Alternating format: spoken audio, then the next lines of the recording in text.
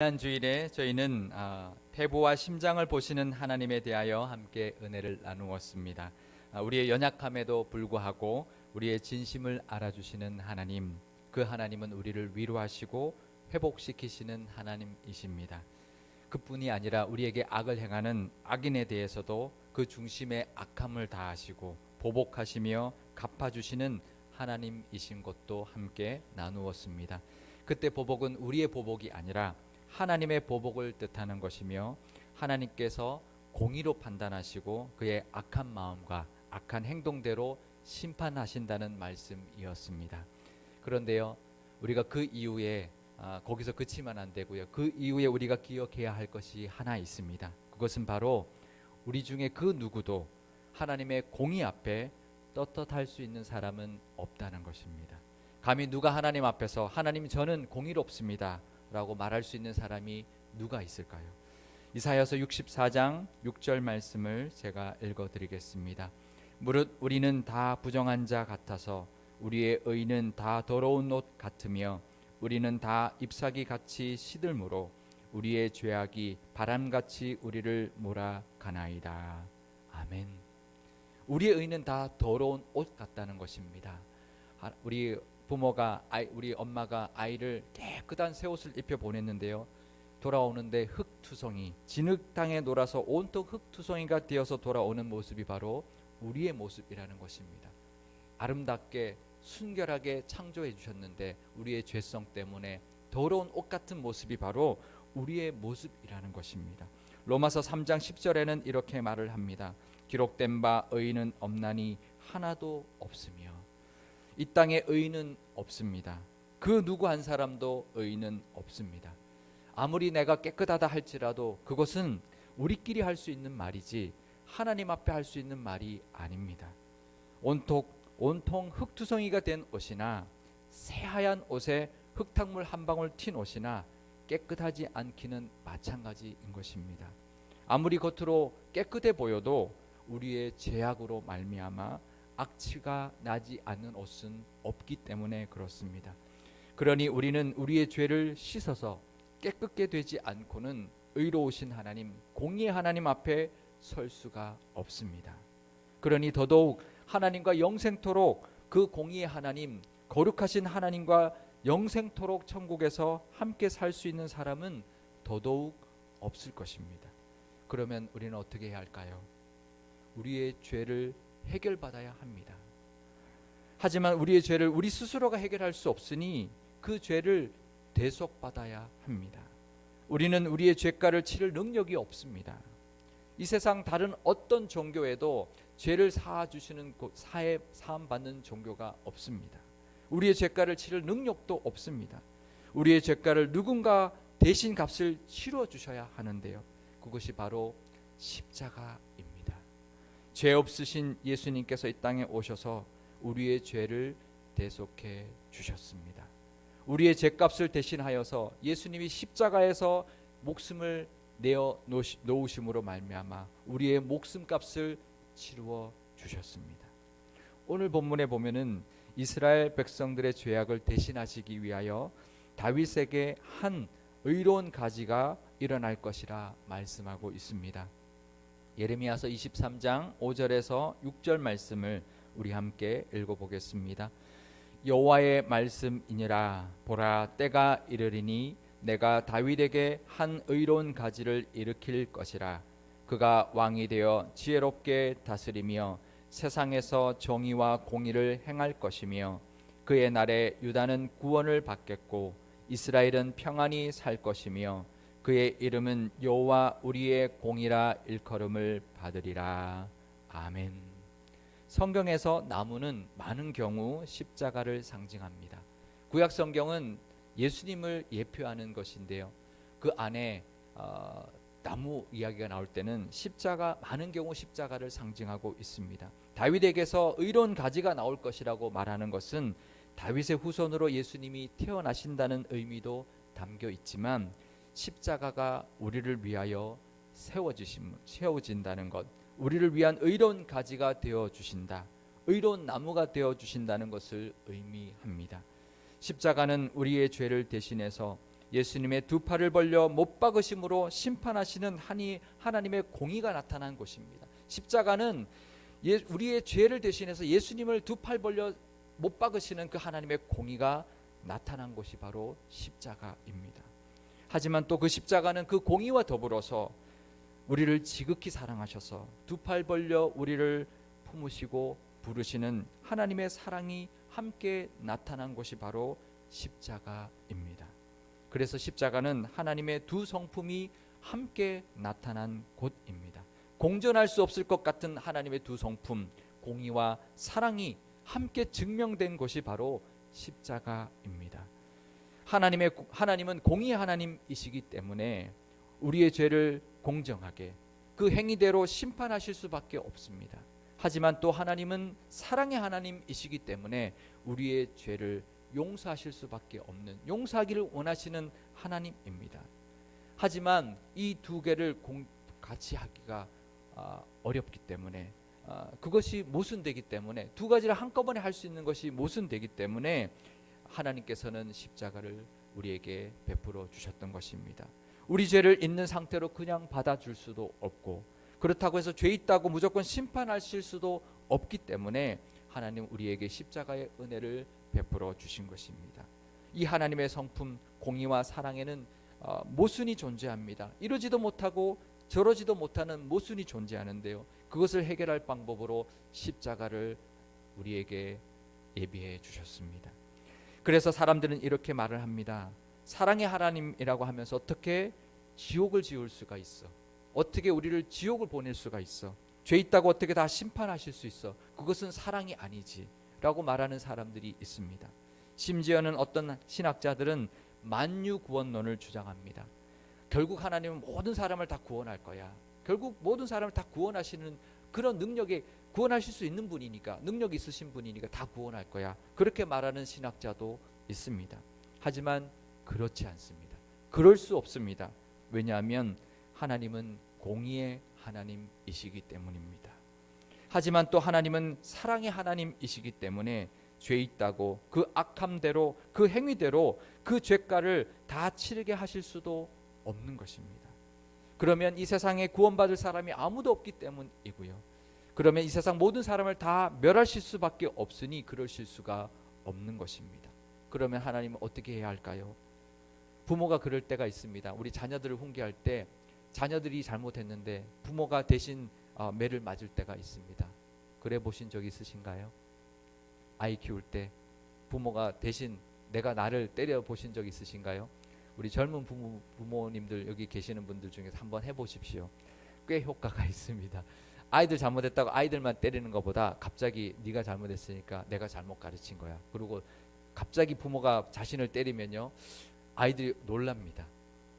그러면서 오히려 더 교육 효과가, 훈계 효과가 더 있을 때가 있는데요, 이처럼 하나님께서는 하나님의 아들이신 예수님을 이 땅에 보내주셨습니다. 죄 없으신 그분이 우리 모든 인류의 죄를 대신하여 죄값을 치러주심으로 우리의 죄를 모두 탕감시켜 주셨습니다. 그것이 바로 십자가의 대속의 은혜입니다. 마치 구약시대에 자신의 모든 죄를 제물에 다 전가시키고 그 제물을 번제로 태워드림으로 죄를 용서받았던 것처럼 예수님께서 십자가에서 희생제물이 되어 주셨기 때문에 우리는 그 은혜를 믿고 받아들이기만 하면 우리의 모든 죄는 해결받는 길을 열어주셨습니다. 그래서 예수님이 이 땅에 오셔서 십자가를 지신 것이고요, 그것이 바로 우리의 공의가 되어주신 하나님의 은혜입니다. 하나님의 이름, 공의의 하나님이라는 하나님의 이름과 우리의 공의가 되어주시는 하나님의 이름은 비슷한 것 같지만 전혀 다른 이름입니다. 여호와 ጼ데크, 공의의 하나님은요, 그냥 공의로우신 하나님이신데요, 여호와 ጼ드케누라고 해서 1인칭 복수 소유격 어미가 붙어 있습니다. 우리의 공의 대신, 비슷한 것 같죠. 하지만 전혀 다른 하나님의 이름입니다. 우리가 지난 우리 달에 우리 남성 성경 공부가 우리 하나님의 이름을 우리가 여러 가지로 공부했는데요, 우리의 공의 되신 하나님에 대해서도 함께 나누었는데요, 공의의 하나님하고 우리의 공의가 되시는 하나님은 전혀 다른 이름입니다. 왜냐하면 우리는 공의의 하나님 앞에 설 수가 없습니다. 공의의 하나님은 우리의 죄로 인하여 심판하실 수밖에 없는 무섭고 두려운 하나님이기 때문입니다. 엘리 엘리 라마 사박다니, 나의 하나님 왜 나를 버리셨습니까? 라고 절규하셨던 그 십자가에서 절규하셨던 그 예수님의 그 절규가 우리가 하나님 앞에 했어야 하는 절규였습니다. 그렇게 무서운 하나님이 바로 공의의 하나님입니다. 그런데요, 우리의 공의 되시는 하나님은 십자가의 공로로 예수님을 우리의 공로가 되게, 공의가 되게 해 주셨기 때문에 우리의 죄가 다 사함 받았고요, 우리는 그 십자가의 공로로 의롭게 되었습니다. 그러니 우리가 그 공로로 말미암아 우리는 의롭다 여김 받아 구원을 받았고 영생과 영원한 안식을 누리는 사람이 되었습니다. 그래서 우리가 우리의 공의가 되어 주시는 하나님의 이름은 무서운 하나님의 이름이 아니라 은혜의 하나님의 이름이고요, 사랑의 하나님의 이름입니다. 우리의 공의 되시는 하나님은 공의도 이루어 주실 뿐만 아니라 사랑도 이루어 주신 하나님의 모습입니다. 우리를 지극히 사랑하시는 하나님의 모습이 함께 나타난 이름이 바로 우리의 공의 되시는 하나님입니다. 그 하나님께 감사하시는 저와 여러분 되시기를 바랍니다. 그것을 위하여 십자가에 죽으신, 십자가에서 영원한 제물이 되어주신 그 예수님께 늘 감사하며 사시는 저와 여러분 되시기를 바랍니다. 그런데요, 여기서도 우리가 기억해야 할 것이 또 하나 있습니다. 그것은 바로 우리의 공의가 되시는 하나님은 우리에게 구원만 주시기 위하여 우리를 공의롭게 해주신 것이 아니라는 것입니다. 그 이후에, 우리를 공의롭게 해주신 그 이후에, 예수님이 십자가에 죽으셔서 우리를 공의롭게 해주신 그 이후에 이 땅에서 새로운 은혜를 약속해 주고 계시고 새로운 길을 열어주고 계신다는 것도 알아야 합니다. 우리를 공의롭게 해주신 것이 끝이 아니라는 것입니다. 그 이후에 우리에게 약속해 주시는 것이 있고 인도하시는 길이 있다는 것을 기억해야 합니다. 이스라엘 백성에게 출애굽이라는 것은 아브라함과 이삭과 야곱의 작은 시족에 불과했던 거기 수준에서 머무르는 것이 아니라 큰 민족을 이루어서 약속의 땅 가나안 땅을 차지하게 하시고 한 나라, 큰 민족으로 한 나라를 이루게 해주셨던 사건이 바로 출애굽의 사건이었습니다.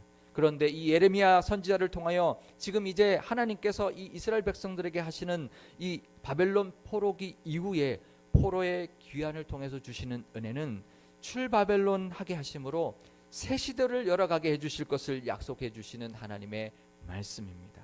포로 귀환으로 새 시대를 열어주셨던 것입니다. 예레미야서 23장 7절에서 8절 말씀을 우리 함께 읽어보겠습니다. 그러므로 여호와의 말씀이니라. 보라, 날이 이르리니 그들이 다시는 이스라엘 자손을 애굽 땅에서 인도하여 내신 여호와의 사심으로 맹세하지 아니하고 이스라엘 집 자손을 북쪽 땅 그 모든 쫓겨났던 나라에서 인도하여 내신 여호와의 사심으로 맹세할 것이며 그들이 자기 땅에 살리라 하시니라. 아멘.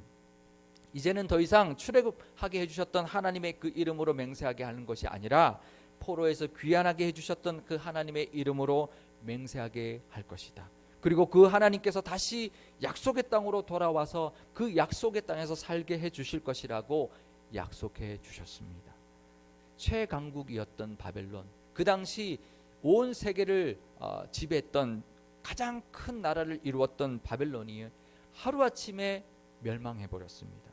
그리고는 바사의 고레스 왕이 등극했는데요, 그 왕이 등극하자마자 하나님께서 그 고레스 왕을 감동시키셨습니다. 이스라엘의 모든 백성들에게 다시 너희 땅으로 돌아가라, 약속의 땅 가나안 땅으로 귀환하라라는 것을 명령하는 기적을 하나님이 베풀어 주셨습니다. 이 기적은 애굽에서 출애굽할 때 그 애굽 땅에 내리셨던 열 재앙과 비교해 보았을 때 훨씬 더 극적이면서도 위대했던 하나님의 사건이었습니다. 정말 있을 수 없는 일이 일어난 것입니다. 뭐 그럴 수도 있지, 뭐 귀환하라 그럴 수도 있지, 뭐 그게 대단한가 그럴 수 있지만 그렇지 않습니다. 왜냐하면요, 포로를 귀환시키려면 바벨론이 포로로 끌고 왔던 모든 민족들에게 다 이제 너희 나라로 다 돌아가라, 포로들은 다 각자의 나라로 돌아가라 그랬어야 하는데요, 유독 이스라엘 민족만 귀환을 시켰기 때문에 그렇습니다. 에스라서 1장 2절과 3절 말씀을 제가 읽어드리겠습니다. 바사왕 고레스는 말하노니 하늘의 하나님 여호와께서 세상 모든 나라를 내게 주셨고 나에게 명령하사 유다 예루살렘의 성전을 건축하라 하셨나니 이스라엘의 하나님은 참신이시라. 너희 중에 그의 백성된 자는 다 유다 예루살렘으로 올라가서 이스라엘의 하나님 여호와의 성전을 건축하라. 그는 예루살렘에 계신 하나님이시라. 아멘. 이것은 하나님이 베풀어 주신 기적이었습니다. 고레스 왕을 감동시켜서 베풀어 주신 하나님의 은혜였습니다. 그렇게 이스라엘 백성은 다시 그의 나라 언약의 땅으로 돌아오게 되었고요. 성전을 건축할 수 있게 해주셨고 예루살렘 성벽을 재건하여서 다시 하나님이 왕이신 나라를 세울 수 있게 하나님이 길을 열어주셨습니다. 예레미야서 23장 3절에서 4절 말씀을 우리 함께 읽어보겠습니다. 내가 내 양떼에 남은 것을 그 몰려갔던 모든 지방에서 모아 다시 그 우리로 돌아오게 하리니 그들의 생육이 번성할 것이며 내가 그들을 기르는 목자들을 그들 위에 세우리니 그들이 다시는 두려워하거나 놀라거나 잃어버리지 아니하리라. 여호와의 말씀이니라. 아멘. 이것은 바로 하나님의 양떼로서 흩어졌던 모든 이스라엘 백성들을 다 하나님이 모으시고 푸른 초정과 실만한 물가로 인도하시는 것처럼 젖과 꿀이 흐르는 그 약속의 땅 가나안 땅으로 돌아오게 해주시는 길을 열어주셨고요. 목자장이신 예수님을 따르는 목자들을 세워주심으로 하나님의 보호하심 아래 다시 생육하고 번성하는 그 이스라엘 민족의 새 시대를 열어주셨던 것입니다. 그러니 이스라엘 백성들이 포로에서 돌아와서는요 다시는 우상 숭배하지 않았습니다. 성경을 찾아보면은요 그 이후에 포로기 이후에 이스라엘 백성들이 바알을 숭배했다는 내용이 전혀 나오지 않습니다. 그들은 더 이상 우상 숭배하지 않는 민족, 하나님만을 섬기는 민족이 되었습니다. 물론 사탄은 그 백성들을 그대로 두지 않고 율법주의라는 또 다른 것으로 유혹을 했지만 이 이스라엘 백성들은 포로로 돌아와서는 바알을 숭배하지 않았습니다. 그전에는 그렇게 만연했던 우상 숭배를 포로로 돌아와서는 그 새 시대에서 우상 숭배하지 않는 모습으로 하나님을 섬기는 나라가 되었던 것입니다. 이처럼 우리도 우리의 공의가 되어주신 그 은혜를 받았습니다. 그랬다면 이제 우리도 우리의 공의가 되어주심으로 열어주신 길을 따라 의로운 길, 하나님이 원하시는 모습으로 살아가야 될 줄 믿습니다. 하나님이 원하시는 그 의로운 삶을 살아가실 수 있기를 바랍니다. 시편 23편 3절 말씀을 제가 읽어드리겠습니다. 우리 영혼을 소생시키시고 자기 이름을 위하여 의의 길로 인도하시는도다. 하나님께서 우리를 소생시키신 것, 우리를 다시 회복시키시고 세우신 것은 우리로 하여금 이제 더 이상 죄악에 머물러 있지 말고 의의 삶을 살기를 원하신다는 것입니다. 하나님이 인도하시는 의의 길을 가기를 바라신다는 것입니다. 십자가의 은혜로 구원받았으면 우리의 공의가 되어주신 그 은혜를 받았으니 우리는 그 하나님이 원하시는 의의 길을 걸어가실 수 있기를 바랍니다. 하나님이 원하시는 모습으로 살아가시는 저와 여러분 되시기를 바랍니다. 우리의 공의가 되어주셨으니 우리를 의롭다 해주셨으니 이제 그 하나님이 원하시는 모습대로 살아가시는 저와 여러분 되시기를 축원합니다. 하지만 이 말씀은 지금 또 우리 교회에게 주시는 이유가 있을 줄 압니다. 지금 우리에게도 주시는 말씀이지만 우리 교회에게도 주시는 말씀인 줄 믿습니다. 아브라함을 택해 주셨던 것처럼 우리 교회도 65년 전에 하나님께서 친히 이곳에 세워주셨습니다. 출애굽하게 하심으로 큰 민족을 이루게 하셨던 것처럼 30여 년 전에 고독 주공 아파트의 입주로 제법 크게 성장한 교회로 만들어 주셨습니다. 이제 다시 출바벨론 함으로써 새 시대를 언약해 주셨던 것처럼 이제 또다시 재개발로 인하여 우리 교회 앞에 새 시대를 하나님께서 열어가고 계십니다. 우리는 부족합니다. 우리의 의를 자랑할 수 없습니다. 하지만 우리의 공의가 되어주신 하나님의 은혜가 우리 앞에 있습니다. 그 십자가의 공로를 의지하여 하나님이 인도하시는 대로 하나님이 약속해 주신 그 새 시대를 향하여 나아가기를 하나님이 우리 교회를 향하여 기대하고 계십니다. 그리고 하나님께서는 이 예레미야의 말씀을 통하여 우리 교회가 다시 번성할 것이고 더욱 새로워질 것을 약속도 해주고 계십니다. 이 약속이 우리 앞에 있습니다. 그러니 하나님의 은혜를 의지하며 앞으로 나아가는, 힘차게 하나님의 뜻대로 나아가는 교회가 될 수 있기를 바랍니다. 새 시대에 예비된 새 은혜도 있을 테니 그것도 받아 누리는 교회, 그 공이 되어 주심으로 그 은혜로 그 은혜를 이 지역에 높이 세워가는 그런 교회가 되실 수 있기를 주님의 이름으로 축원드립니다. 또 우리에게도, 우리 모든 교우들에게도 우리의 공의가 되어 주신 하나님의 약속이 우리에게도 있습니다. 그 길을 따라서 번성함의 그 은혜, 또 평안함의 그 은혜를 누리는 모든 성도님들이 다 되실 수 있기를 주님의 이름으로 축원드립니다. 기도하시겠습니다. 우리의 공의가 되어 주신 하나님 아버지, 우리의 죄악으로 말미암아 죽을 수밖에 없었던 우리를 십자가의 공로로 구원하여 주신 은혜에 감사드립니다. 예수님께서 십자가에서 우리의 공의가 되어주지 않으셨다면 우리는 감히 공의의 하나님, 그 두려운 하나님 앞에 설 수조차 없었던 사람들이었습니다. 하지만 하나님의 크신 사랑으로 우리의 죄를 대속해 주시고 우리를 의롭다 여겨주신 그 은혜를 늘 기억하며 살아가게 하여 주옵소서. 이제 그 공의가 되어주신 하나님의 은혜에만 머물러 있지 않게 하시고 열어주신 그 길을 따라 의의 길을 걸어갈 수 있도록 인도하여 주옵소서. 그래서 약속해 주신 번성함과 평안과 기쁨도 누리며 살게 하여 주옵소서. 우리 교회를 위해서도 기도합니다. 우리 교회에게도 공의가 되어주신 하나님께서 열어가시는 새 시대를 바라보게 하시고 새 언약을 붙들고 교회를 새롭게 세워갈 수 있도록 인도하여 주옵소서. 그래서 하나님이 원하시는 사명을 다 감당해내는 교회가 되게 하여 주옵소서. 수련회를 준비하고 있습니다. 많은 교우분들이 참여하게 해주시니 감사드립니다.